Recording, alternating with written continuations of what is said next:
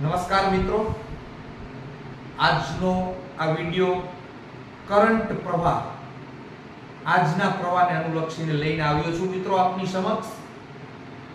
મિત્રો, એક વાત કહેવાની થાય છે, અત્યારે જે કોંગ્રેસના સર્વેસર્વા રાહુલ ગાંધી વિરોધ પક્ષના નેતાએ જે વોટ ચોર ગાદી છોડ એ નામે અભિયાન ચલાવ્યું છે અને એની સામે એને કોઈએ સાચી સલાહ દીધા વગર નીચેના કોંગ્રેસીઓ ગામે ગામ લઈને નીકળી પડ્યા છે. વોટ ચોર ગાદી છોડ, તમે કેવા કોને માંગો છો? વોટ ચોર ગાદી છોડ.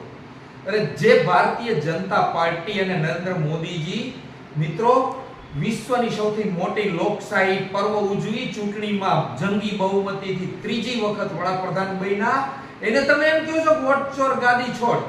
અરે કંઈક તો શરમ કરો. તમે કોંગ્રેસના સર્વેસર્વાને કંઈક સલાહ આપો.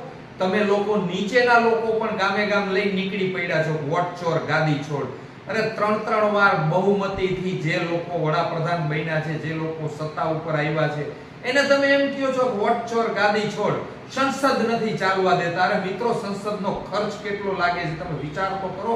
તમે તમારો પગાર જતો કરી દો, લ્યો સંસદમાં નહીં આવી એટલા દિવસ અમે પગાર નહીં લઈ, તો સાચા કોંગ્રેસી કહેવાય. બાકી તમારે સંસદમાં આવું નથી ને પગાર લઈ લેવો છે. વોટ ચોર ગાદી છોડ.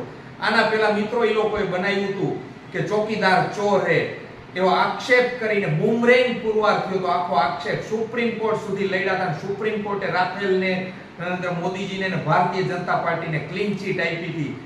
એવી રીતે આમાં મંડી પડ્યા છે કે વોટ ચોર ગાદી છોડ મોદીજી ઉપર ને, ઇલેક્શન કમિશન ઉપર ને, અમિત શાહજી ઉપર, બધા ભારતીય જનતા પાર્ટી ઉપર આક્ષેપ કરવા. મિત્રો વિચાર તો કરો. વોટ ચોર ગાદી છોડ એટલે શું? આ કઈ ચૂંટણીમાં ચૂંટાણા વગર બેઠા છે? સમગ્ર ભારત જે વિશ્વની સૌથી મોટી લોકશાહી છે, એમાં લોકશાહી પર્વ રીતે ચૂંટણી થઈ અને એ ચૂંટણીમાં આ પાર્ટી એટલે કે વિશ્વની મોટી સૌથી પાર્ટી સત્તા ઉપર આવી છે. મોદીજી સતત ત્રીજી વાર વડાપ્રધાન બન્યા છે. એ લોકોને શું તમે એમ કહેવા માંગો છો વોટ ચોર ગાદી છોડ? અંતે તમારે ગાદીથી જ સિદ્ધાંત છે.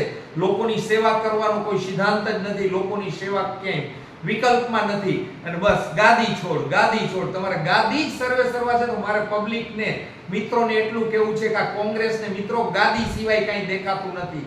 ફક્ત ગાદી ગાદી ને ગાદી. તો સમજો કે આ ગાદી લેવા માટે નીકળ્યા છે, સેવા કરવા નથી નીકળ્યા. આટલું કહીને વિરમું છું. ભારત માતા કી જય. વંદે માતરમ. નમસ્કાર.